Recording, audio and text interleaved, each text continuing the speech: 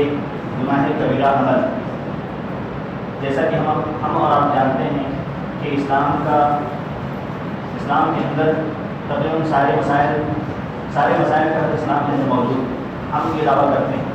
اور موجودہ وقت میں ہمارا سماج اسے جوجھ رہا ہے، اسے پریشان ہے، ہر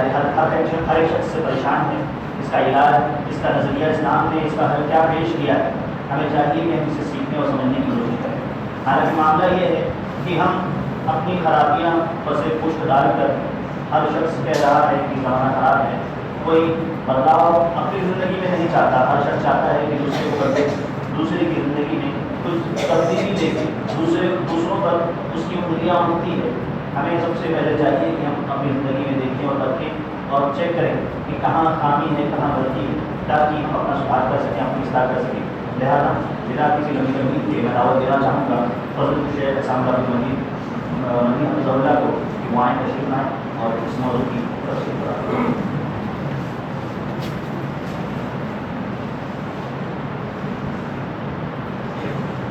السلام علیکم ورحمۃ اللہ وبرکاتہ۔ ان الحمد للہ نحمده ونستعینه ونستغفره ونؤمن به ونتوکل علیہ ونعوذ باللہ من شرور انفسنا ومن سیئات اعمالنا ومن يهده الله فلا مضل له ومن يضلل فلا هادي له واشهد ان لا اله الا الله واشهد ان محمدا عبده ورسوله اما بعد فإن خير الحديث كتاب الله وخير الهدى هدي محمد صلى الله عليه وسلم وشر الأمور محدثاتها وكل محدثة بدعة وكل بدعة ضلالة وكل ضلالة في النار أعوذ بالله من الشيطان الرجيم بسم الله الرحمن الرحيم ومن يطع الله ورسوله يدخله جنات تجري من تحتها الأنهار خالدين فيها وذلك الفوز العظيم ومن يعص الله ورسوله ويتعدى حدوده يدخله نارا خالدا فيها وله عذاب مهين وقال النبي صلى الله عليه وسلم إن المؤمن إذا أذنب كانت نقطة سوداء في قلبه فإن تاب ونزع واستغفر سقل قلبه وإن زاد حتى يعلو قلبه فذلك الخير الذي ذكر الله عز وجل في القرآن كلا بل ران على قلوبهم ما كانوا يكسبون رواه الترمذي وقال ابن عمر رضي الله عنه إن للحسنة ضياء في الوجه ونورا في القلب وساعة في الرزق وقوة في البدن ومحبة في قلوب الخلق وإن للسيد سوادا في الوجه وظلمة في القلب ووهنا في البدن ونقصا في الرزق وبغضا في قلوب الخلق رب اشرح لي صدري ويسر لي أمري واحلل عقدة من لساني يفقهوا قولي۔ معزز علماء کرام، ذمہ داران مسجد و مدرسہ، محترم سامعین کرام، اس مسجد کی طرف سے مسلسل ہر ماہ کے آخر میں پروگرام کا انعقاد کیا جاتا ہے اور الحمدللہ آج یہ 14واں پروگرام ہے۔ مختلف علماء کرام مختلف موضوعات پر بیانات دیتے ہیں، نصیحتیں کرتے ہیں، وعظ و بیان کرتے ہیں۔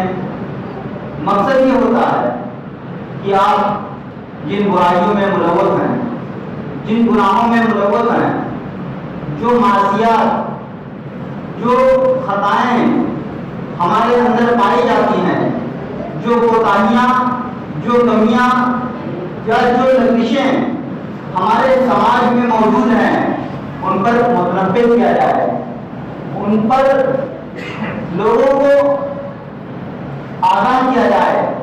لوگوں کو بتلایا جائے کہ وہ عظیم ترین معصیات ہیں، یہ وہ عظیم ترین گناہ ہے، یہ وہ عظیم ترین غلطیاں ہیں جن پر آپ تسلسل کے ساتھ پہلے در پہ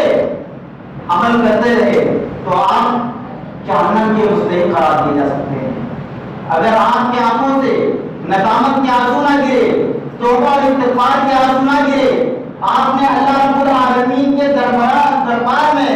سر سجود ہو کر پورے اخلاص کے ساتھ پورے سوئی کے ساتھ، پورے دل جمعی کے ساتھ توبہ نہیں کیا تو رب العالمین آپ کی لغزشوں کو، آپ کی خطاؤں کو اور آپ کے گناہوں کو معاف نہیں کرنے والے۔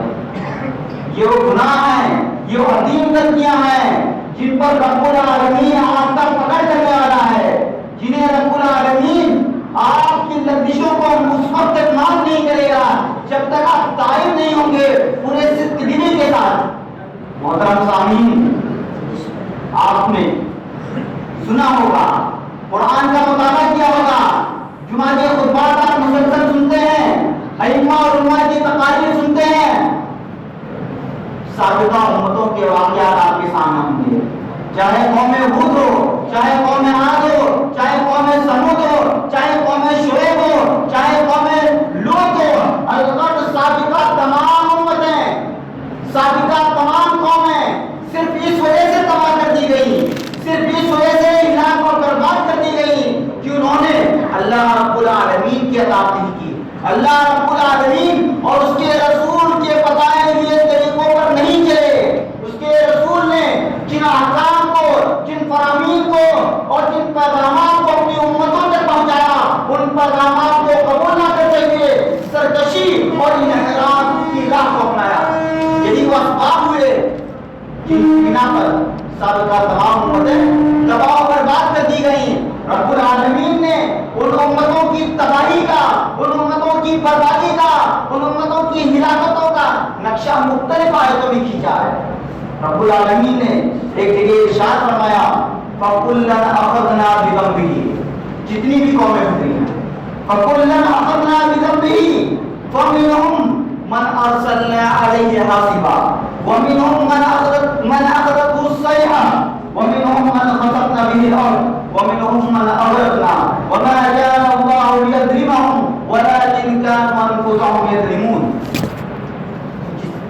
جتنی امتیں گزری، فَكُلًّا أَخَذْنَا بِذَنبِهِ، ہم نے انہیں تباہ کیا، برباد کیا، دنیا سے انہیں نیست و نابود کر دیا بلا وجہ، بلا سبب نہیں۔ فَكُلًّا أَخَذْنَا بِذَنبِهِ، ہر قوم کو، ہر ملت کو ان کے گناہوں کی پاداش میں، ان کے جرم کی پاداش میں، ان کے معصیت کی پاداش میں، ان کے لغزشوں کی وجہ سے انہیں تباہ کر دیا۔ فَكُلًّا أَخَذْنَا بِذَنبِهِ، ہم نے ہر قوم کو ان کے لغزشوں اور ان کی خطاؤں کی وجہ سے گرفتار کیا۔ وَمِنْهُمْ مَنْ أَرْسَلْنَا عَلَيْهِ حَاصِبًا، تو بعض قوموں پر عذاب کی جو شکل نمودار ہوئی، حاصبہ، پتھروں کی بارش کی گئی۔ وَمِنْهُمْ مَنْ أَرْسَلْنَا عَلَيْهِ حَاصِبًا، تو بعض قوموں پر صورت حال یہ پیش آئی کہ رب العالمین کی طرف سے پتھروں کی بارش کی گئی، پتھروں کی الغار ہوئی۔ وَمِنْهُمْ مَنْ أَخَذَتْهُ الصَّيْحَةُ، اور بعض قومیں ایسی بھی گزری جنہیں سخت ترین، تیز ترین چیخ نے تباہ و برباد کر دیا، نسیہ منسیہ کر دیا، دلا کو برباد کر دیا، ایسی بھی قومیں گزری۔ وَمِنْهُمْ مَنْ خَسَفْنَا بِهِ الْأَرْضِ، اور ایسی بھی قومیں گزری ہیں جنہیں ہم نے زمین کے اندر دھسا دیا، زمین کے اندر ہم نے دھسا دیا۔ اور اسی طرح ایسی بھی قومیں گزری، وَمِنْهُمْ مَنْ أَغْرَقْنَا، ایسی بھی قومیں گزری جنہیں ہم نے ڈبو دیا۔ آپ کو معلوم ہوگا حضرت نوح علیہ السلام 950 سال تک اپنی قوم میں دعوت کا فریضہ انجام دیتے رہے، لا الہ الا اللہ کی دعوت دیتے رہے، شرک سے طائب ہونے کی دعوت دیتے رہے، اللہ کی وحدانیت کی دعوت دیتے رہے، لیکن ان کے قوم کے چند لوگوں کے علاوہ پوری قوم اللہ رب العالمین کے عذاب کی دعوت دیتے رہے، اللہ رب العالمین کے عذاب کی دعوت دیتی رہی، اور نوح علیہ السلام سے سرکشی کی راہ اپناتے ہوئے، طغیان کی راہ اپناتے ہوئے کہا یا نوح قد جادلتنا، یا نوح قد جادلتنا فاکثرت جدالنا فاتنا بما تعدنا ان كنت من الصادقین۔ اے نوح، بہت بحث ہو گئی، بہت حجت ہو گئی، بہت ٹال مٹول ہو گیا، بہت لڑائیاں ہو گئی، یا نوح قد جادلتنا فاکثرت جدالنا، جتنی حجتیں ہونی تھی، جتنی بحثیں ہونی تھی، سب مکمل ہو چکی ہیں۔ فاتنا بما تعدنا، فاتنا اس عذاب کی تم دعوت دے رہے ہو کہ اگر تم ایمان نہیں لائے، تم نے رب العالمین کی دعوت کو قبول نہیں کیا، فاتنا بما تعدنا ان کنت من الصادقین، تو تم پر عذاب کا ظہور ہوگا۔ رب العالمین کی معصیت کی وجہ سے، رب العالمین کو قبول نہ کرنے کی وجہ سے، رب العالمین کو وحدانیت کا اقرار نہ کرنے کی وجہ سے تم پر رب العالمین کا عذاب نازل ہوگا۔ قوم نے سرکشی کی انتہا کر دی، لے آؤ عذاب، لے آؤ تباہی، ہم دیکھ تو لیں وہ کون سا عذاب ہے، وہ کون سی تباہی ہے جس کا تم وعدہ کر رہے ہو۔ نوح علیہ السلام رب العالمین سے دعا بولتے ہیں، رب العالمین سے فریاد کرتے ہیں، رب لا تذر علی الارض من الکافرین دیارا انک ان تذرهم یضلوا عبادک ولا یلدوا الا فاجرا کفارا رب اغفر لی ولوالدی ولمن دخل بیتی مؤمنا وللمؤمنین والمؤمنات ولا تزد الظالمین الا تبارا۔ رب العالمین لا تذر علی الارض من الکافرین دیارا، اس روئے زمین پر کسی کافر کو آباد نہ رکھ، لا تذر علی الارض من الکافرین دیارا، اے میرے رب اس سرزمین پر کسی کافر کو نہ چھوڑنا، انک ان تذرہم، اگر تو نے انہیں چھوڑ دیا تو ان کی نسلیں کیا ہوگی، جو اولاد ان کی ہوگی سب کے سب اس کو فجور میں مبتلا ہوں گے۔ اور رب العالمین سے فریاد کی، ربی انی مغلوب فانتصر، ربی انی مغلوب فانتصر، اے میرے رب میں مجبور ہو گیا ہوں، مقہور ہو گیا ہوں، میں نے انہیں رات میں دعوت دی، صبح دعوت دی، شام میں دعوت دی، کوئی لمحہ، کوئی وقت، کوئی پل ایسا نہیں تھا جن اوقات میں نے انہیں تیری دعوت نہ دی ہو، تیری طرف بلایا نہ ہو، حق کی دعوت نہ دی ہو۔ جو مایوسی کے عالم میں رب العالمین سے فریاد کرتے ہیں، رب العالمین سے مناجات کرتے ہیں، رب العالمین سے سرگوشی کرتے ہیں، تو رب العالمین کا حکم نازل ہوتا ہے، وَاصْنَعِ الْفُلْكَ بِأَعْيُنِنَا وَوَحْيِنَا وَلَا تُخَاطِبْنِي فِي الَّذِينَ ظَلَمُوا إِنَّهُمْ مُغْرَقُونَ۔ اے نوح بناؤ کشتی، کشتی بناؤ ہماری نگاہوں کے سامنے، ہمارے حکم کو بجا لانے کے لیے۔ نوح علیہ السلام کی کشتی بن کر تیار، کشتی بن گئی، کشتی بن کر تیار، رب العالمین کا حکم نازل ہوا، ہر قسم کے چرند پرند اور تمام مسلمانوں کو سوار کر لیجیے، سوار کر لیتے ہیں۔ نوح علیہ السلام کا بیٹا جو حالت ایمان میں نہیں ہے، حالت کفر میں ہے، ایمان نہیں لاتا ہے، بلند ترین پہاڑی پر چڑھا ہوا ہے، نوح علیہ السلام بیٹے کو دعوت دیتے ہیں کہ بیٹا تم آ جاؤ، اس کشتی پر سوار ہو جاؤ۔ بیٹا کہتا ہے میں کسی بلند ترین چوٹی پہ چڑھ جاؤں گا۔ نوح علیہ السلام کہتے ہیں لا عاصم اليوم، آج کوئی چائے پنا نہیں، آج کوئی نجات نہیں، من رکب نجا، جو اس کشتی پر سوار ہو گیا وہ محفوظ ہو گیا، یہی چائے پنا ہے، یہی چائے امن ہے، یہی نجات کی کشتی ہے، اگر سوار ہو گئے تو محفوظ ہو گئے۔ نوح علیہ السلام کا بیٹا سرکشی پر آمادہ، اناد پر آمادہ، تکبر پر آمادہ، دعوت قبول نہیں کرتا، آسمان سے بارش، زمین سے چشمے ابل پڑے، زمین سے چشمے ابل پڑتے ہیں، آسمان سے موسلادھار بارش کا نزول ہوتا ہے، سیلاب کی زد آ جاتا ہے۔ محترم سامعین، اس واقعے کا مطلب، اس واقعے سے مطلب یہ نکالنا ہے، دیکھیے کوئی کتنا بھی خاص ہو، کوئی کتنا بھی مقرر ہو، اسے نجات نہیں مل سکتی، اسے سرخروئی نہیں مل سکتی، اسے کامیابی نہیں مل سکتی، رشتہ داری کی بنیاد پر نہیں، قرابت داری کی بنیاد پر نہیں، اسے کامیابی مل سکتی ہے تو نیک اور عمل صالح کی بنیاد پر، نیک اور عمل صالح کی بنیاد پر۔ نوح علیہ السلام نے کیا اپنے بیٹے کے لیے اتفاق نہیں کیا؟ کیا نوح علیہ السلام نے اپنے بیٹے کے لیے سفارش نہیں کی؟ انہوں نے سفارش کی، رب العالمین سے التجا کی، رب العالمین سے فریاد کی، رب العالمین کے دروازے کو کھٹکھٹایا، لیکن رب العالمین نے کہا فلا تسألنی ما لیس لک بہ علم، اے نوح تم سوال نہ کرو، تم طلب نہ کرو ایسی چیزوں کی بابت جس کا تمہیں علم نہیں۔ تمہارے بیٹے کے اعمال کیا تھے؟ انہ عمل غیر صالح، تمہارے بیٹے کے اعمال درست نہیں ہے۔ محترم سامعین، جب انسان گناہ میں پڑ جاتا ہے، معصیت میں پڑ جاتا ہے، شہوات میں پڑ جاتا ہے، تو انسان تباہی کے دہانے پر پہنچ جاتا ہے۔ اگر وہ توبہ نہ کرے، استغفار نہ کرے، رب العالمین کے سامنے سر سجود ہو کر اپنے غلطیوں پر نادم نہ ہو، تو اس کے دنیاوی اعمال اسے جہنم میں لے جا کے ڈھکیل لیں گے۔ محترم سامعین، اللہ رب العالمین نے کامیابی کے لیے، سرخروئی کے لیے کیا فرمایا؟ وَمَن يُطِعِ اللَّهَ وَرَسُولَهُ فَقَدْ فَازَ فَوْزًا عَظِيمًا، کہ اگر اللہ رب العالمین کی اطاعت کرو گے، اللہ رب العالمین اور اس کے رسول کی اطاعت کرو گے، فَقَدْ فَازَ فَوْزًا عَظِيمًا، تو کامیابی تمہارے ہاتھوں میں ہوگی، سرخروئی تمہارے ہاتھوں میں ہوگی، سرفرازی تمہارے ہاتھوں میں ہوگی۔ اور آگے دوسری آیت میں رب العالمین نے ارشاد فرمایا وَمَن يَعْصِ اللَّهَ وَرَسُولَهُ فَقَدْ ضَلَّ ضَلَالًا مُبِينًا، اور اگر اللہ رب العالمین کی معصیت کے شکار ہو جاؤ گے، رب العالمین کی نافرمانی کرنے لگو گے، فَقَدْ ضَلَّ ضَلَالًا مُبِينًا، تو کھلا واضح طور سے گمراہی میں مبتلا ہو جاؤ گے۔ گناہ کس چیز کا نام ہے؟ محترم سامعین، گناہ کس چیز کا نام ہے؟ اور گناہ کرنے کے بعد یا اسی طرح ایک انسان معصیت کے ارتکاب کے بعد اس کی کیا سزا ہوتی ہے؟ اور ایک انسان جو اچھائیوں کا ارتکاب کرتا ہے اس کے لیے رب العالمین نے کن چیزوں کی ضمانت دی ہے؟ دیکھیے رب العالمین نے ارشاد فرمایا وَمَن يُطِعِ اللَّهَ وَرَسُولَهُ يُدْخِلْهُ جَنَّاتٍ تَجْرِي مِن تَحْتِهَا الْأَنْهَارُ خَالِدِينَ فِيهَا وَذَلِكَ الْفَوْزُ الْعَظِيمُ، کہ جو اللہ اور اس کے رسول کی اطاعت کرتا ہے، جو شخص اللہ اور اس کے رسول کی اطاعت کرتا ہے، يُدْخِلْهُ جَنَّاتٍ تَجْرِي مِن تَحْتِهَا الْأَنْهَارُ، رب العالمین ایسے شخص کو ایسی جنت میں داخل کرے گا جس کے نیچے سے نہریں جاری ہوں گی، جس کے نیچے سے نہریں بہ رہی ہوں گی، خالدین فیہا، اور وہ انسان ہمیشہ ہمیش رہے گا، لیکن اعمال کی بنیاد پر، لیکن اچھائیوں کی بنیاد پر ہے،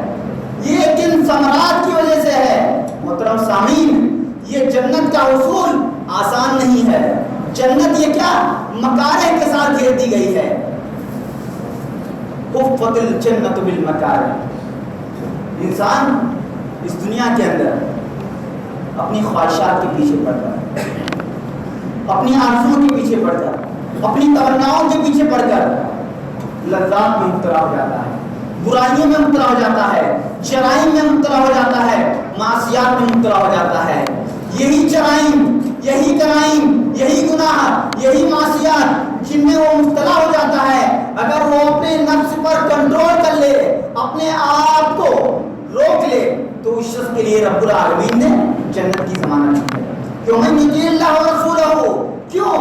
اگر انسان جرائم سے رک جائے، کرائم سے رک جائے، برائیوں سے رک جائے، اور اللہ رب العالمین کے بتائے ہوئے اصولوں پر چلے، اللہ رب العالمین اور اس کے رسول کے بتائے ہوئے طریقوں میں چلے، جن چیزوں کو رب العالمین نے کرنے کا حکم دیا، اس کے رسول نے کرنے کا حکم دیا، ان چیزوں پر عمل پیرا ہو جائے، اور جن چیزوں سے منع فرمایا،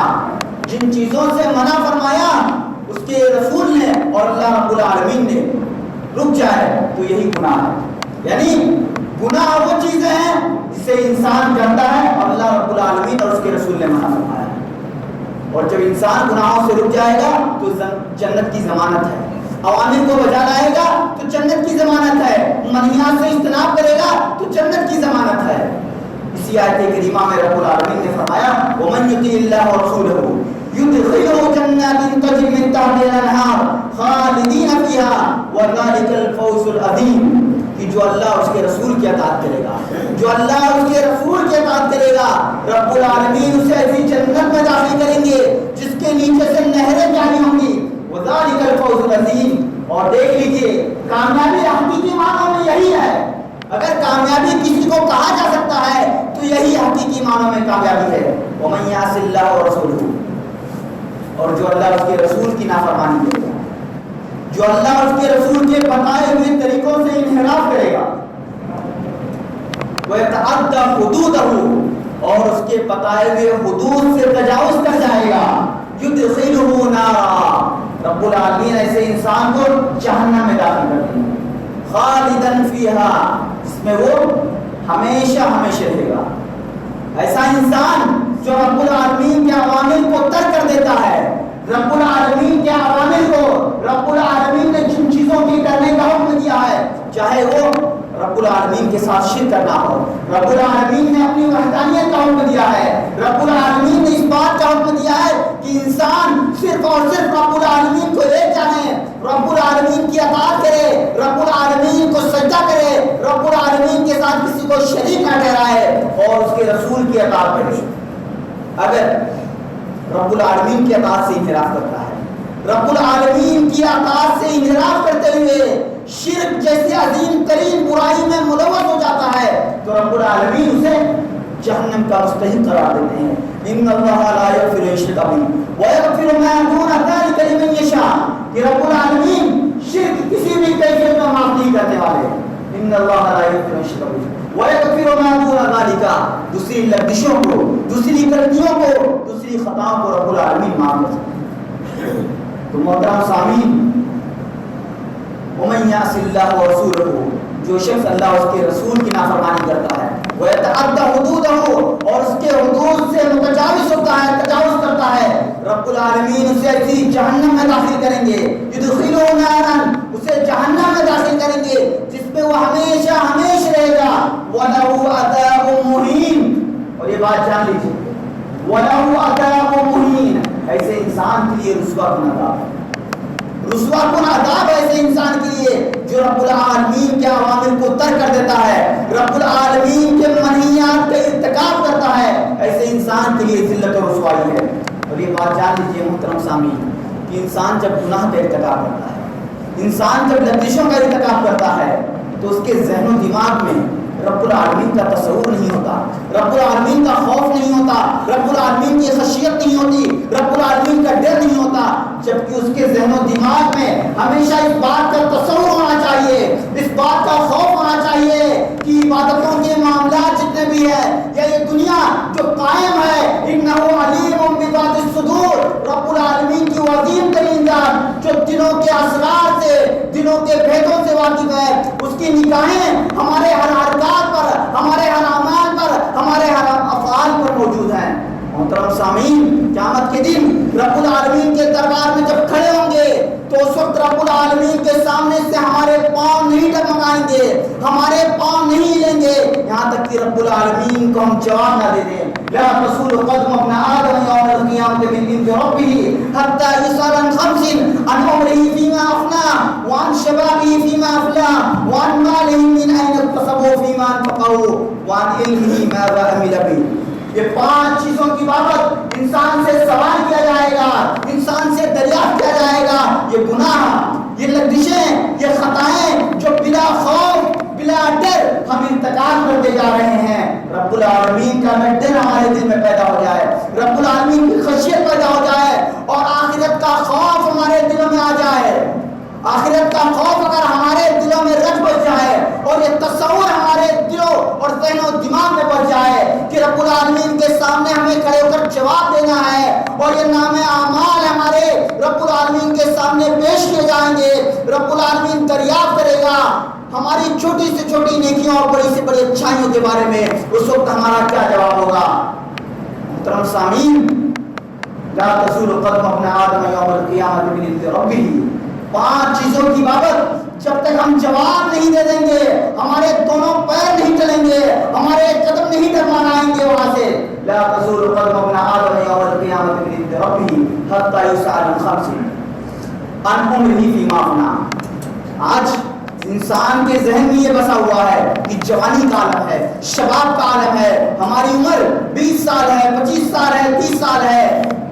کتنی لغزشیں کرنی ہیں, جتنے جرائم کرنے ہیں, جتنی برائیاں کرنی ہیں, ڈاکہ ڈالنا ہے, رشوت خوری کرنی ہے, سود کھانا ہے, الغرض دوسروں کے مال کو ہڑپنا ہے, ناپ تول میں کمی کرنی ہے, بدعات کا ارتکاب کرنا ہے, فسق و فجور کا ارتکاب کرنا ہے, سب اس مدت میں کر ڈالیں, سب اس جوانی کے عالم میں کر ڈالیں, تاکہ جو بقیہ 20 سال 10 سال بچیں رب العالمین کے سامنے بیٹھ کر مسلح پر مانگیں, اپنی گناہوں پر مانگیں. یہ تصور بہت ہی خطرناک تصور ہے, یہ تصور بہت ہی خطرناک تصور ہے. رب العالمین سوال کرے گا عمری فیما افنا, پوری عمر کی بابت.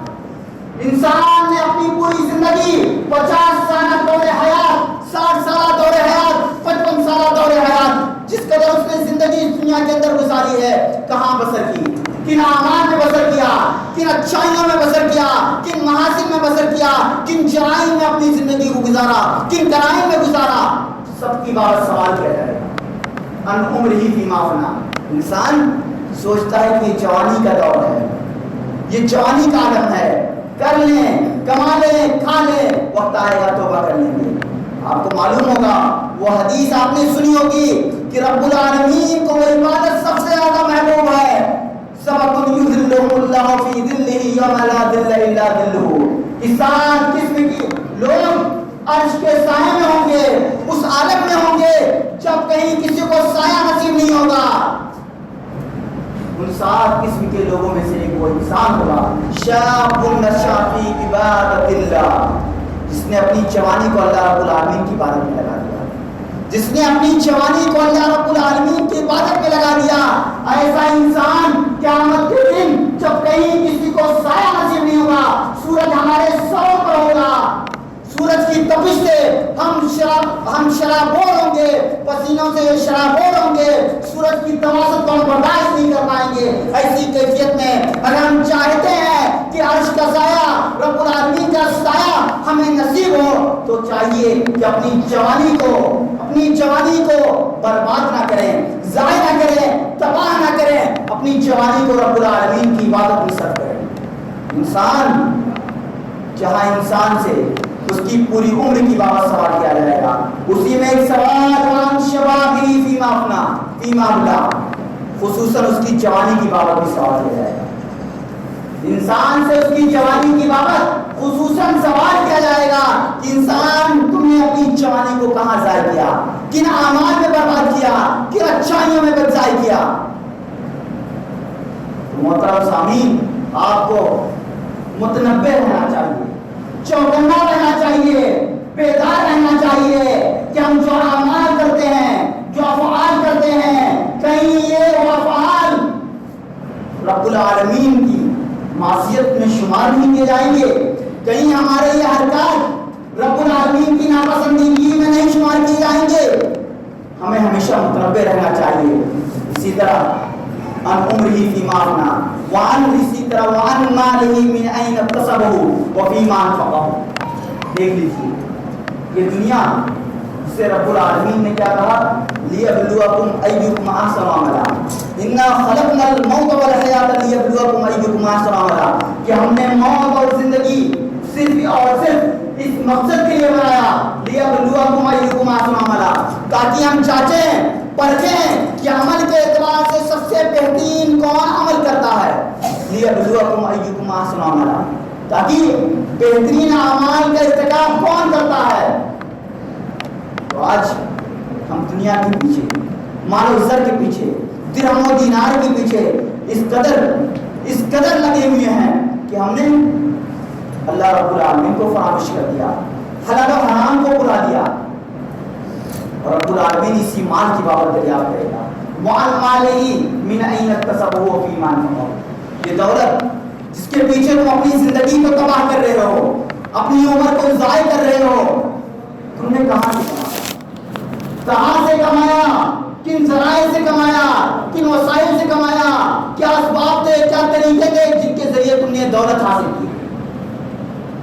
آج انسان اپنی دولت پہ بہت گھمنڈ کرتا ہے، بہت اتراتا ہے، بہت تکبر کرتا ہے، لیکن یہ دولت رب العالمین کی عطا کردہ نعمتوں میں سے ایک نعمت ہے،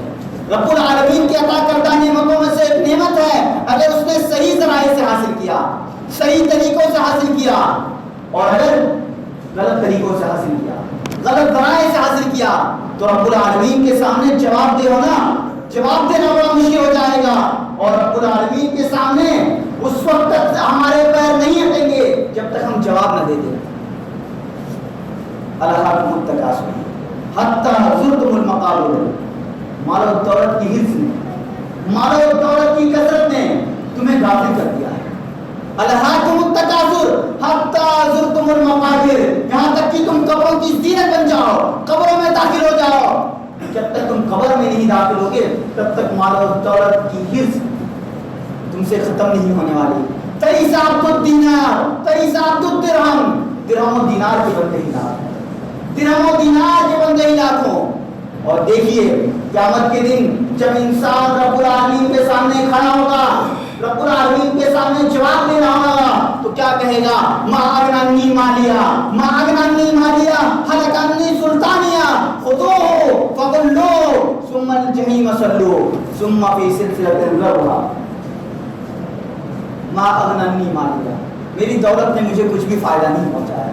ما اغنانی مالیا، یہ دولت جس کے پیچھے میں بھاگتا تھا، رات کا پتہ نہیں تھا، دن کا پتہ نہیں تھا، بیوی بچوں کی فکر نہیں تھی، اولاد کی تربیت کی فکر نہیں تھی، جس کی دولت کے پیچھے میں نے پوری زندگی تباہ کر دی، اپنی صحت کو برباد کر دیا، اس دولت کے بارے میں انسان کہے گا ما اغنانی مالیا، میری دولت نے مجھے فائدہ نہیں پہنچایا، ہلک عنی سلطانیہ، دنیا کے اندر میری پہچان تھی، میری شراب تھی، میرا ایک مقام تھا، میرا روب و دبدبا تھا، ہلک عنی سلطانیہ، اسی روب و دبدبا نے آج مجھے برباد کر دیا۔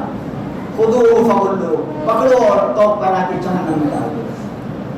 محترم سامعین، یہ دولت جس کے پیچھے ہم اپنے آپ کو فنا کیے ہوئے ہیں، رسول کریم نے فرمایا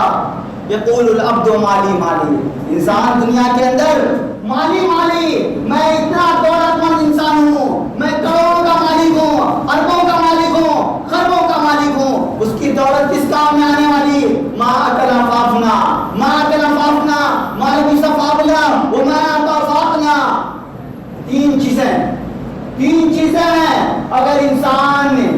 ان تین چیزوں میں اپنی دولت کو صرف کیا، صحیح طریقے سے استعمال کیا تو اس کے لیے کامیابی ہے۔ ما اکل فافنا، انسان کھایا ختم کر دیا،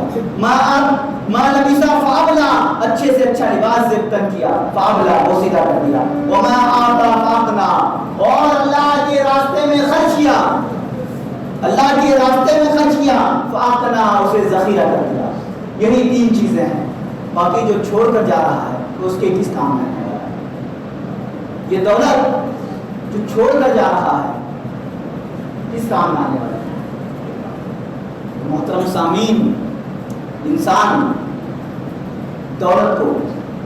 اللہ رب العالمین نے جس مقصد کے لیے بنایا ہے اس کو صحیح ذرائع میں استعمال کرے،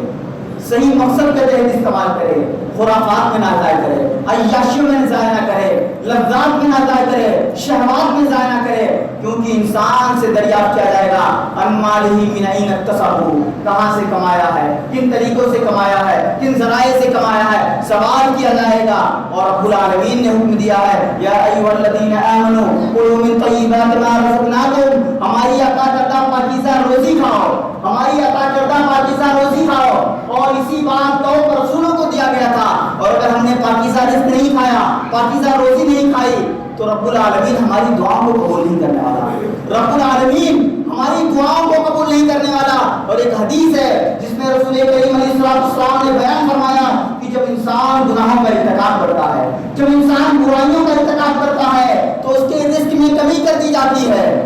اس کے رزق میں کمی کر دی جاتی ہے۔ تو محترم سامعین، ہر انسان کو چوکنا رہنا چاہیے، بیدار رہنا چاہیے کہ گناہوں کے کیا نقصان ہوتے ہیں، گناہوں کی کیا مضرات ہیں۔ عبداللہ ابن عباس کا مشہور ترین قول ہے، وہ قول میں آپ کے سامنے رکھوں کہ اچھائیوں کے کیا فوائد ہیں، گناہوں کے کیا نقصانات ہیں۔ عبداللہ ابن عباس کہتے ہیں اِنَّا لِلْحَسَنَةِ ضِيَاءً فِي الْوَجْهِ وَنُورًا فِي الْقَلْبِ وَسَعَةً فِي الرِّزْقِ وَقُوَّةً فِي الْبَدَنِ وَمَحَبَّةً فِي قُلُوبِ الْخَلْقِ۔ یہ اچھائی کا مقصد کیا ہے؟ اچھائی کیا ہے؟ یہ انسان کے چہرے میں روشنی پیدا کرتی ہے، انسان کا چہرہ منور ہو جاتا ہے، روشن ہو جاتا ہے جب انسان اچھائیوں کا ارتکاب کرتا ہے، اس کے دل میں خیر کی طرف ہوتی ہے، اچھائی کی لگن ہوتی ہے، خیر کے سلسلے میں وہ سماج میں خیر کو پھیلانا چاہتا ہے، اچھائیوں کو پھیلانا چاہتا ہے تو اس کا چہرہ روشن رہتا ہے۔ اگر اس کے دل میں کینہ نہیں ہے، کپٹ نہیں ہے، حسد نہیں ہے، بغض نہیں ہے، وہ اپنے بھائیوں کے لیے مخلص ہے، اپنے بھائیوں کے لیے اچھا ہے، اور خیر الناس انفع الناس، سب سے بہترین انسان، سب سے اچھا انسان انفع الناس، جو لوگوں کے لیے سب سے زیادہ فائدہ مند ہو۔ تو ایک انسان جو اپنے بھائیوں کے لیے اچھا ہے، اپنے دوستوں کے لیے اچھا ہے، اپنے عزیز و اقارب کے لیے اچھا ہے، اللہ رب العالمین کے حقوق کا پاسدار ہے، اس کے سلسلے میں ابن عباس کہتے ہیں اِنَّا لِلْحَسَنَةِ ضِيَاءً فِي الْوَجْهِ، کیسے اس انسان کے چہرے میں روشنی ہوتی ہے، وَنُورًا فِي الْقَلْبِ، اور دل منور ہوتا ہے۔ وسعة فی الرزق، اور ایسے انسان کی روزی میں برکت دی جاتی ہے، ایسے انسان کی روزی کو رب العالمین بڑھا دیتے ہیں۔ ومن یتق اللہ یجعل لہ مخرجا ویرزقہ من حیث لا یحتسب، جس کا اعتماد رب العالمین پر ہوتا ہے، جس کا توکل رب العالمین پر ہوتا ہے، اللہ رب العالمین اسے رزق دیتے ہیں ایسے ذرائع سے جہاں سے وہ گمان بھی نہیں کر سکتا۔ وقوة فی البدن، اچھائیوں کے فوائد کیا ہیں، خیرات کے فوائد کیا ہیں، خیرات کی خیر کی برکتیں کیا ہے؟ وقوة فی البدن، انسان کا جسم کیا ہوتا ہے؟ تندرست ہوتا ہے، توانا ہوتا ہے، انسان صحت کے اعتبار سے چاق و چوبند ہوتا ہے، حرکت و نشاط میں رہتا ہے، اور جب انسان برائیوں میں مبتلا ہو جاتا ہے۔ اسی طرح ایک اہم ترین فائدہ ابن عباس کہتے ہیں وہ محبتاً فی الخلق، کہ ایسا انسان کیا ہوتا ہے؟ سماج کے اندر، معاشرے کے اندر، سوسائٹی کے اندر محبوب ترین بن جاتا ہے، ہر کوئی اس کا نام اچھائیوں سے لیتا ہے، خیر سے لیتا ہے، ہر کوئی اسے پسند کرتا ہے۔ وہ محبتاً فی الخلق، جب انسان اچھائیوں کا ارتکاب کرے گا، جب انسان ایک دوسرے کے لیے خیر کا سوچے گا، اور اللہ کے رسول کی وہ حدیث واللہ فی عون العبد ما کان العبد فی عون اخیہ، کہ اللہ رب العالمین اپنے بندے کی مدد میں اس وقت تک رہتا ہے جب تک بندہ اپنے بھائی کی مدد میں رہتا ہے۔ ایک انسان اگر اس کی سوچ یہ ہے، اس کی فکر یہ ہے کہ مجھ سے کسی کا نقصان نہ ہو، میں جہاں تک ہو سکے مجھ سے لوگوں کو خیر پہنچے، بھلائی پہنچے، اچھائی پہنچے، تو رب العالمین بھی اس کا متعاون ہوتا ہے، رب العالمین بھی اس کا تعاون کرتا ہے۔ اسی حدیث کے اندر رسول کریم نے بیان فرمایا۔ اسی طرح آگے ابن عباس کہتے ہیں یہ تو اچھائیوں کے فوائد تھے کہ انسان کا چہرہ منور ہو جاتا ہے، دل روشن ہو جاتا ہے، رزق میں وسعت دے دی جاتی ہے، جسم توانا ہو جاتا ہے، اور عوام الناس کے اندر سب سے محبوب ترین انسان بن جاتا ہے۔ لیکن جب برائیوں کا ارتکاب کرتا ہے، جب شر و فتن کا ارتکاب کرتا ہے، جب ذنوب و معصیات کا ارتکاب کرتا ہے، تو ایسا انسان کیا ہو جاتا ہے؟ سواد فی الوجہ، کالا سیاہ ہو جاتا ہے، سیاہ کار بن جاتا ہے، اس کا چہرہ سیاہ ہو جاتا ہے، اس کے اعمال کی وجہ سے، اس کے کرتوتوں کی وجہ سے، اس کے حرکات کی وجہ سے۔ اور آپ نے سنا ہوگا رب العالمین کا ارشاد ہے ظہر الفساد فی البر والبحر بما کسبت ایدی الناس، کہ انسان اپنے لیے فساد تو پیدا ہی کرتا ہے، لیکن یہ معصیت، یہ گناہ، یہ لغزشیں انسان کے ساتھ ساتھ پورے معاشرے کو تباہی کے دہانے میں پہنچا دیتی ہیں۔ ظہر الفساد فی البر والبحر بما کسبت ایدی الناس، جو یہ بحر و بر کے اندر فتنہ و فساد مبتلا ہے، فتنہ و فساد پایا جاتا ہے، صرف اور صرف انسان کے اعمال ہیں، انسان کے حرکات ہیں۔ تو محترم سامعین، جب انسان گناہوں کا ارتکاب کرتا ہے، معصیت کا ارتکاب کرتا ہے، تو اس کا چہرہ سیاہ ہو جاتا ہے، وَظُلْمَةً فِي الْقَلْبِ، اور دل تاریک ہو جاتا ہے، دل تاریک ہو جاتا ہے، وَوَهْنًا فِي الْبَدَنِ، اور جسم کیا ہوتا ہے؟ نہیں کو نزار بن جاتا ہے، نہیں کو نزار بن جاتا ہے، وَنَقْصًا فِي الرِّزْقِ، رزق میں کمی آ جاتی ہے، وَبُغْضًا فِي قُلُوبِ الْخَلْقِ، اور عوام الناس کے اندر، سماج کے اندر یہ ایسا انسان کیا ہو جاتا ہے؟ مقبول ہو جاتا ہے، ناپسندیدہ بن جاتا ہے، ہر کوئی اس کا ذکر کرتا ہے تو ذکر خیر نہیں ذکر شر کرتا ہے۔ یہ اچھائیوں کے فوائد تھے، یہ معصیات کے نقصانات تھے جو ابن عباس کے قول میں بیان کیے گئے۔ اسی طرح اللہ کے رسول کی وہ حدیث دیکھیے کہ اللہ کے رسول صلی اللہ علیہ وسلم بیان فرماتے ہیں کہ ایک انسان جب گناہ کا ارتکاب کرتا ہے تو آپ نے فرمایا ایاک والمعصیہ فإن بالمعصیة حل سخط اللہ عز وجل، رواہ ترمذی، کہ معصیت سے بچو، گناہ سے بچو، گناہ سے بچو، کیونکہ یہ معصیت، یہ گناہ کیا ہے؟ حل سخط اللہ، اللہ رب العالمین کی ناراضگی کو، اللہ رب العالمین کے عذاب کو دعوت دیتی ہے۔ اللہ رب العالمین کا عذاب معصیت کی وجہ سے آتا ہے، ناراضگی کی وجہ سے آتا ہے، جرائم کے ارتکاب کی وجہ سے آتا ہے۔ اسی طرح محترم سامعین، انسان جب مسلسل جرائم کا ارتکاب کرتا ہے، کرائم کا ارتکاب کرتا ہے، تو اس کا دل کیا ہو جاتا ہے؟ سیاہ ہو جاتا ہے۔ رسول کریم کی حدیث ان المؤمن اذا اذنب كانت نقطة سوداء في قلبه، ایک انسان جب گناہ کا ارتکاب کرتا ہے كانت نقطة سوداء في قلبه، تو اس کے دل میں ایک سیاہ نقطہ پڑ جاتا ہے، ایک سیاہ اور کالا دھبا پڑ جاتا ہے۔ فإن تاب، اگر توبہ کر لے، ونزع، اس گناہ سے رک جائے، واستغفر، استغفار کر لے، سقي قلبه، تو اس کا دل پاک و صاف کر دیا جاتا ہے۔ انسان جب گناہ کرتا ہے، گناہ کرنے کے بعد اگر وہ توبہ کر لے، نادم ہو، شرمندہ ہو، تو اس کا دل پاک ہو جاتا ہے۔ وَإِن زَادَ، لیکن وہ اپنے گناہوں پر مصر ہے، ارتکاب کر رہا ہے، زادت، تو وہ سیاہ نقطہ بڑھتے چلے جاتا ہے، حَتَّى يَعْلُو قَلْبُهُ، یہاں تک کہ اس کے پورے دل کو چھا جاتا ہے۔ فَذَلِكَ الرَّهِينُ الَّذِي ذَكَرَ اللَّهُ عَزَّ وَجَلَّ فِي الْقُرْآنِ الْمَجِيدِ، تو یہی وہ زنگ ہے جس کے بارے میں رب العالمین نے قرآن مجید میں ذکر کیا، کَلَّا بَرَّانَ عَلَىٰ قُلُوبِهِم مَّا كَانُوا يَكْسِبُونَ، کہ کَلَّا بَرَّانَ عَلَىٰ قُلُوبِهِم، اللہ رب العالمین نے ان کے دلوں پر زنگ لگا دیا ہے، ان کے اعمال کی وجہ سے، ان کے افعال کی وجہ سے، ان کے کرتوتوں کی وجہ سے۔ اور ایک بات جان لیجیے، انسان جو لغزشوں سے، خطاؤں سے بنا ہے، انسان کیا ہے؟ انسان سے گناہ کا ارتکاب ہوگا، لغزشوں کا ارتکاب ہوگا، غلطیوں کا صدور ہوگا، اور اگر غلطیوں کا صدور نہ ہو، لغزشوں کا ارتکاب نہ ہو، تو انسان نہیں فرشتہ بن جائے گا،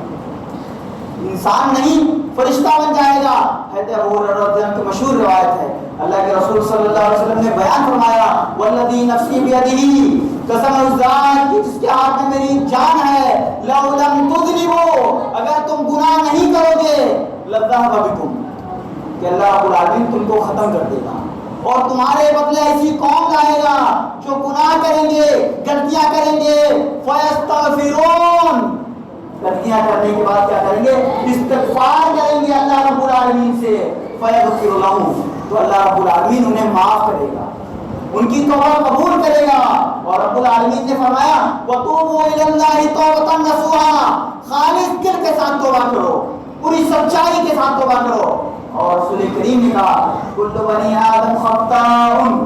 وَخَيْرُ الْخَطَّائِينَ التَّوَّابُونَ، کہ ہر انسان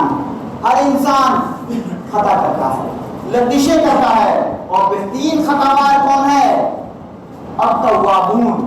وہ انسان جو توبہ کرتا ہے،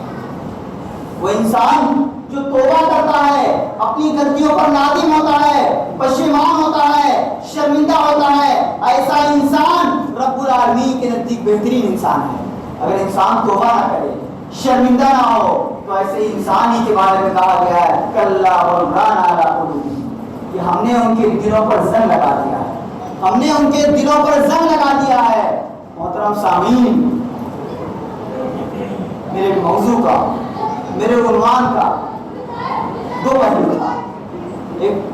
رشوت، گناہ کبیرہ، تو یہ چند باتیں تھی جو گناہ کی بابت تھی، کہ ایک انسان جو مسلسل گناہوں کا ارتکاب کرتا ہے، مسلسل لغزشوں کا ارتکاب کرتا ہے، مسلسل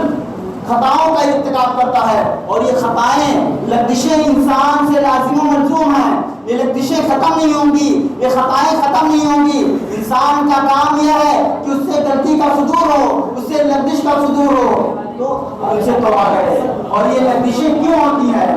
یہ لغزشیں کیوں صادر ہوتی ہیں؟ انسان کبھی اپنی جسمانی اور طبعی کمزوریوں کی بنا پر، کبھی خواہشات نفس سے مغرور ہو کر، کبھی اہل و عیال کی محبت میں مجبور ہو کر مختلف جرائم کا ارتکاب کرتا ہے۔ اسی طرح انسان کبھی اپنے نفس سے مغلوب ہو کر مختلف کرائم کا ارتکاب کر بیٹھتا ہے۔ لہذا ہر انسان کو چاہیے کہ یہ کچھ چیزوں کو اپنے پیش نظر رکھے، اللہ رب العالمین کی یاد سے کبھی غافل نہ ہو۔ اگر انسان اللہ رب العالمین کی یاد سے غافل ہو گیا تو انسان گناہوں کا ارتکاب کرے گا اور کبھی نادم بھی نہیں ہوگا۔ انسان اگر اللہ رب العالمین کی یاد سے غافل ہو گیا، اس کا تصور ختم ہو گیا، اس کے ذہن سے، اس کی فکر سے، اس کی سوچ سے یہ تصور ختم ہو گیا کہ رب العالمین ہمیں نہیں دیکھ رہا ہے، تو ایسا انسان صرف اور صرف معصیت میں مبتلا ہوگا، گناہوں میں مبتلا ہوگا۔ اور آپ کو معلوم ہوگا وہ مشہور ترین حدیث جبریل، جس کے اندر رسول کریم علیہ السلام سے جبریل امین نے سوال کیا تھا احسان کی بابت کہ احسان کیا ہے، تو اس وقت اللہ کے رسول نے جواب دیا تھا ان تعبد اللہ کانک تراہ فإن لم تکن تراہ فإنہ یراک، کہ تم اللہ رب العالمین کی عبادت اس طرح کرو گویا کہ تم رب العالمین کو دیکھ رہے ہو، رب العالمین کو تم دیکھ رہے ہو، رب العالمین تمہاری نگاہوں کے سامنے ہے، تمہارا یہ تصور ہونا چاہیے۔ اور اگر یہ نہیں پیدا ہو سکتی، یہ تصور نہیں پیدا ہو سکتا، تو کم از کم یہ کیفیت تو پیدا ہو جائے کہ رب العالمین تمہیں دیکھ رہا ہے۔ جب یہ دونوں کیفیتوں میں سے کوئی کیفیت ہمارے اندر پیدا ہو جائے گی، یہ ڈر پیدا ہو جائے گا، یہ خشیت پیدا ہو جائے گی، تو رب العالمین ہماری لغزشوں کو معاف کرنے والا ہے۔ اور وہ حدیث دیکھیے رب العالمین نے، رسول کریم نے بیان فرمایا اتق اللہ حیثما کنت، اتق اللہ حیثما کنت، جہاں کہیں بھی رہو، جس بھی حال میں رہو، جس بھی کیفیت میں رہو، خلوت میں رہو، جلوت میں رہو، عوام الناس میں رہو، تنہائی میں رہو، جس بھی محفل میں رہو، رب العالمین کا ڈر تمہارے سامنے ہونا چاہیے، رب العالمین کا تقوی تمہارے سامنے ہونا چاہیے۔ اتق اللہ حیثما کنت واقبل السیئۃ بالحسنۃ تمحوہا۔ اور ایک بات جان لیجیے، لغزشوں کا صدور ہوگا، برائیوں کا صدور ہوگا، گناہوں کا صدور ہوگا، تو جب یہ گناہ کا صدور ہو تو فوراً نیک اعمال انجام دو، فوراً نیک اعمال کا ارتکاب کرو۔ یہ نیک اعمال تمہاری معصیت کو ختم کر دیں گے، تمہارے گناہوں کا کفارہ بن جائیں گے، اور اگر کبائر ہیں تو اللہ رب العالمین سے توبہ کریں، اللہ رب العالمین کے سامنے سر سجود ہوں اور پابندیاں کریں نمازوں کی، پابندیاں کریں نمازوں کی، اور اللہ رب العالمین کی توحید کو سمجھیں، تو اللہ رب العالمین تمہارے لیے تمہارا معاون بن جائے گا۔ ان تنصروا اللہ ینصرکم ویثبت اقدامکم۔ اگر تم رب العالمین کے معاون بن گئے، رب العالمین کے مددگار بن گئے، تو رب العالمین تمہارا معاون بن جائے گا۔ اگر تم ایک قدم چلو گے اچھائیوں کی طرف، تو اچھائیاں تمہاری طرف 10 قدم پر چلیں گی۔ تم سوچو، تم بڑھو، رب العالمین تمہارا معاون بن جائے گا۔ محترم سامعین، رب العالمین ہمارا معاون ہے، مددگار ہے، صرف ضرورت اس بات کی ہے کہ ہم اچھائیوں کے خوگر بنیں، محاسن کے خوگر بنیں، برائیوں سے اجتناب کریں، معصیات سے اجتناب کریں۔ یہ چند باتیں تھیں گناہوں کے تعلق سے۔ ایک اہم ترین چیز جس بات پر گفتگو کرنی تھی وہ تھی رشوت۔ محترم سامعین، رشوت کہتے کسے ہیں؟ رشوت کہتے کسے ہیں؟ اگر ہم لغوی طور سے بتائیں تو لغوی اور اصطلاحی لغت کے اعتبار سے کہتے ہیں ڈول کو۔ ڈول کو کہتے ہیں جو کنویں کے اندر ڈول ڈالا جاتا ہے پانی نکالنے کے لیے، اسے رشا کہتے ہیں، اسی سے رشوت آتا ہے۔ اور اصطلاح میں بعض علماء نے جو اس کی تعریف کی ہے، علامہ ابن عابدین رحمۃ اللہ علیہ بیان کرتے ہیں کہ رشوت وہ چیز ہے جو آدمی کسی حاکم، کسی قاضی یا کسی صاحب استطاعت شخص کو، کسی پاورفل انسان کو یا کسی غیر حاکم کو اس مقصد کے تحت دیتا ہے کہ فیصلہ اس کے حق میں صادر ہو، یا وہ انسان رشوت اس مقصد کے تحت دیتا ہے کہ اسے اعلیٰ ترین منصب پر، اعلیٰ ترین عہدے پر فائز کر دیا جائے۔ یہ علامہ ابن عابدین رحمۃ اللہ علیہ کی تعریف ہے۔ یوں تو رشوت کے سلسلے میں مختلف علماء نے مختلف تعبیریں، مختلف تعریفیں کی ہیں، لیکن جو بہترین تعریف کی گئی ہے وہ اس تعریف کو قرار دیا گیا ہے۔ اسی طرح ایک اور تعریف جسے علامہ جوچانی رحمۃ اللہ علیہ نے بیان کیا ہے، مانیوتی لإبطال حق اور لإحقاق باطل، وہ ہے کہ جو حق کو باطل کرنے کے لیے، حق کو باطل کرنے کے لیے اور باطل کو حق ثابت کرنے کے لیے دیا جائے، وہ رشوت ہے، اسے رشوت سے تعبیر کیا گیا ہے۔ آج اگر ہم غور کریں اپنے معاشرے کے اندر، اپنے سماج کے اندر، تو رشوت قدم قدم پر ہمیں نظر آئے، قدم قدم پر ہمارا پورا ماحول، پورا سماج، پوری سوسائٹی اس عظیم ترین لعنت میں ملوث ہے، اس عظیم ترین بیماری میں ملوث ہے۔ رشوت کیا ہے؟ ایک انسان جو کمزور ہے، ایک انسان جو طاقتور ہے، طاقتور انسان اپنی طاقت کے بلبوتے پر غریب کے حقوق کو غصب کرنے کے لیے، غریب کے حق پر ڈاکہ ڈالنے کے لیے رشوت کا سہارا لیتا ہے۔ اسی طرح ایک انسان رشوت کے ذریعے سماج کو کھوکھلا کرتا ہے، سماج کے حساس ترین عہدوں پر بیٹھے ہوئے، قانون کے اعلیٰ ترین عہدوں پر بیٹھے ہوئے لوگوں کو رشوت دے کر سماج کے اندر ناانصافی کو پروان چڑھاتا ہے، امن کو تباہ کرتا ہے، انارکی کو پھیلاتا ہے، انتشار کو پھیلاتا ہے، خلفشار کو پھیلاتا ہے، اسی رشوت کے ذریعے۔ یہ رشوت ملک کو برباد کرتا ہے، قوموں کو برباد کرتا ہے، افراد کو تباہ کرتا ہے، ملتوں کو تباہ کرتا ہے۔ اسی وجہ سے نبی کریم علیہ السلام کا فرمان ہے الراشی والمرتشی لعن اللہ الراشی والمرتشی، کہ لعنت ہے، وعید ہے، فٹکار ہے رشوت دینے والے پر اور رشوت لینے والے پر۔ شیخ الاسلام امام ابن تیمیہ رحمۃ اللہ علیہ کا قول ہے اذا دخلت الرشوۃ من الباب خرجت الامانۃ من القوۃ، جب رشوت کسی دروازے سے داخل ہوتی ہے، جب رشوت ایک جگہ سے داخل ہوتی ہے تو امانت معمولی سی سوراخ سے نکل جاتی ہے۔ جب رشوت کہیں داخل ہو گئی، رشوت کہیں سے داخل ہو گئی کسی کھلے دروازے سے، تو پھر وہاں امانت کا تصور نہیں ہوگا، وہاں خیر کا تصور نہیں پایا جائے گا، وہاں شر کا تصور پایا جائے گا۔ اسی وجہ سے رب العالمین نے قرآن مجید کے اندر واضح طور پر ارشاد فرمایا وَلَا تَأْكُلُوا أَمْوَالَكُمْ بَيْنَكُمْ بِالْبَاطِلِ وَلَا تَأْكُلُوا أَمْوَالَكُمْ بَيْنَكُمْ بِالْبَاطِلِ، تم ایک دوسرے کے مال کو ناحق طریقے سے نہ کھاؤ۔ وَتُدْلُوا بِهَا إِلَى الْحُكَّامِ، اسی طرح حاکموں کو رشوت دے کر ایک دوسرے کے حقوق کو غصب نہ کرو معصیت کے ذریعے، گناہ کے ذریعے، حالانکہ تمہیں علم ہے۔ یہ رب العالمین نے واضح طور سے ارشاد فرمایا کہ ناجائز حقوق، ناجائز طریقوں سے دوسروں کے اموال کو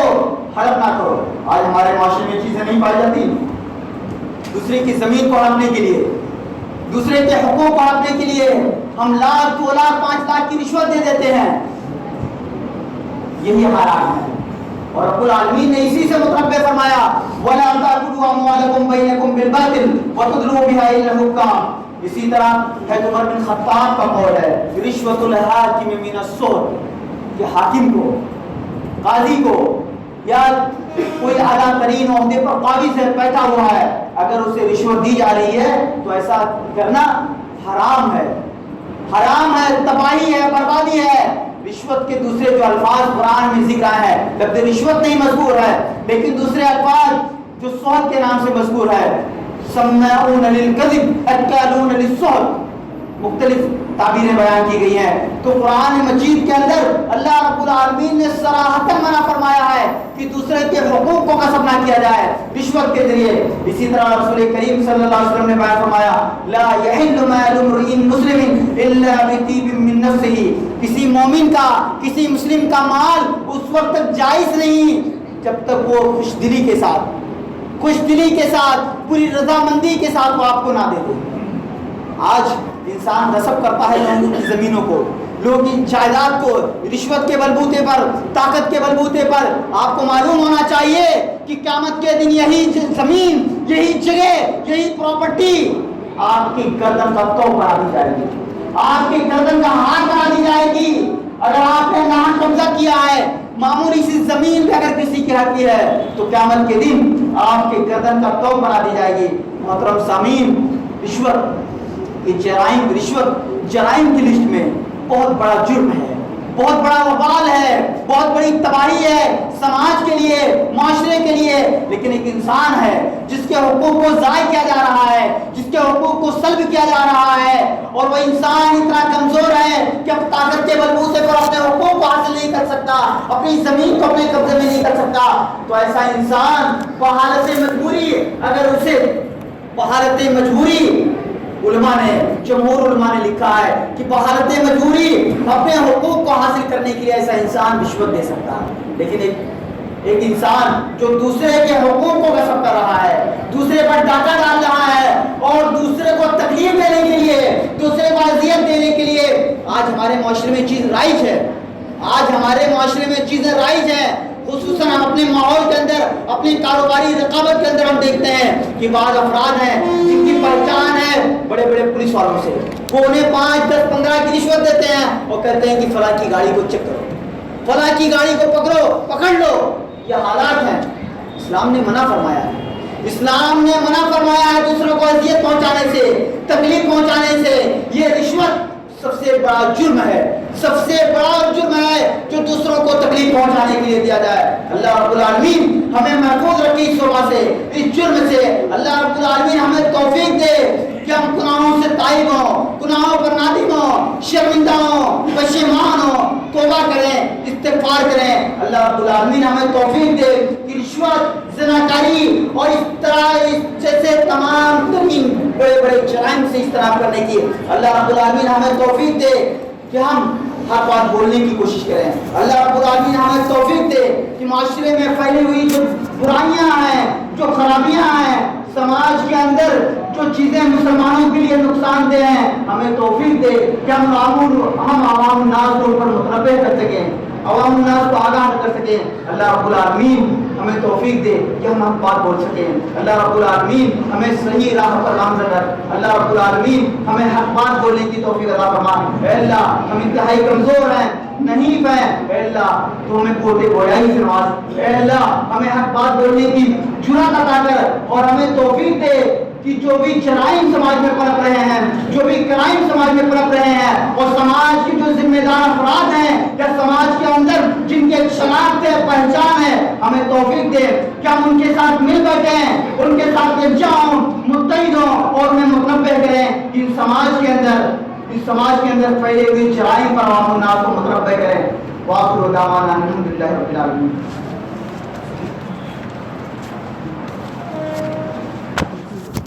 جزاکم اللہ خیر و جزاک. لیکن آپ نے کافی تفصیل سے موضوع پر کچھ ہے ہمارے سامنے کرم, جیسا کہ آپ نے سماج فرمایا کافی تفصیلی انداز میں کہ گناہ کی کیا نقصانات ہیں, گناہ کے کیا مضرات ہیں سماج کے اوپر. اسی طرح سے گناہ کی اگر قسمیں کی جائیں تو اس کی دو قسمیں بنتی ہیں, گناہ صغیرہ اور گناہ کبیرہ کی, جس کی تفصیل آپ نے سماج فرمائی. آپ نے اور ہم نے بارہ حدیثیں سنی ہیں جس کی فضیلتیں قرآن کے ذریعے سے اور اللہ کے رسول صلی اللہ علیہ وسلم کے فرامین کے ذریعے سے کہ ہم وضو کرتے ہیں, نماز پڑھتے ہیں یا کوئی اور خیر کا کام کرتے ہیں تو اللہ رب العالمین ہمارے گناہوں کو معاف کر دیتا ہے. تو وہ ساری چیزیں گناہ صغیرہ ہوتی ہیں. لیکن کچھ گناہ ایسے ہیں جو جن کا شمار بڑے گناہوں میں ہوتا ہے, جس کے اوپر علماء نے کتابیں لکھی ہیں. امام ظاہری رحمہ اللہ نے القبائر کے نام سے کتاب کی تصنیف کی. کتاب القبائر کے نام سے یہ کتاب موضوع ہے, لوگوں کے درمیان مدارت ہے. اس پہ علامہ ظاہری رحمہ اللہ نے بڑے بڑے گناہوں کو ذکر کیا ہے. کبیرہ گناہ ہے اور یہ کبیرہ گناہ ان خصوصیات سے الگ میں باہر ہے. یعنی اگر بندہ نماز پڑھتا ہے وضو کرتا ہے, روزہ رکھتا ہے تو یہ گناہ کبیرہ اس سے ختم نہیں ہوتے. ہم نے جس گناہ کا آج ذکر کیا اور جس گناہ کے بارے میں ہم نے سنا ہے رشوت, اس کا تعلق بھی اسی گناہ سے ہے, گناہ کبیرہ سے. گناہ کبیرہ کے بارے میں علماء نے کہا ہے کہ اس کے لیے بندے کو توبہ کرنا ضروری ہے, کمپلسری ہے, لازم ہے. اس کا سب سے بڑا پہلا حصہ ہم نے شرک کے بارے میں سنا. اسی طرح سے اس کے بعد پھر رشوت کی کیا خامی ہے, کیا نقصانات ہے سماج کے ذریعے سوسائٹی کے اندر, کہ ایک انوسنٹ پرسن, ایک معصوم انسان جس کا کوئی جرم نہیں ہوتا, کوئی غلطی نہیں ہوتی, اسے سلاخوں کے پیچھے ڈال دیا جاتا ہے اور اس پر الزام اور احکام لگا کر اسے پکڑنے کی کوشش کی جاتی ہے. مختلف بری روحیں, برے لوگ اس کا ساتھ دیتے ہیں, یا پھر ہمارا آپس ہی کا کوئی بھائی آپسی معاملوں کو ہتھیانے کے لیے, غصب کرنے کے لیے, اس پر قبضہ کرنے کے لیے اس گناہ کا استعمال کرتا ہے, رشوت کا استعمال کرتا ہے, جس کے ذریعے سے اس اللہ کی زمین, اللہ کی پوتر زمین کے اندر خرابی اور اس کو پولوٹ کرنے کی کوشش کرتا ہے. ہمارے اس بھارت کو, ہمارے اس عزیز ہندوستان کو خراب کرنے کی کوشش کرتا ہے, اس کے سسٹم کو برباد کرنے کی کوشش کرتا ہے. ہم نے سماعت کیا, ہم نے سنا کہ ہمارا یہ اسلام کیسے اس دھرتی سے اس برائی کو روکنے کے لیے, زمین پر اس دھرتی پر امن و امان کو قائم کرنے کے لیے کوشش کرتا ہے. لیکن ضروری یہ ہے کہ میں, آپ اور ہم میں کا ہر مسلمان اسلام کی صحیح تعلیمات کو اپنی زندگی میں لازمی طور پر اپنائے اور ہمارے اخوان کو اس سے باخبر کرنے کی کوشش کرے, اب اسے بتلانے کی کوشش کریں, بجائے اس کے کہ ہم سنی طرح سے نظر انداز کریں, اگنور کریں. ہمیں ان تعلیمات کو دوسروں کو بھی بتانے کی ضرورت ہے, اس سے آگاہ کرنے کی ضرورت ہے. اللہ رب العالمین ہمارا معاون و مددگار نیک کاموں پر دین کی بات کو پھیلانے کے لیے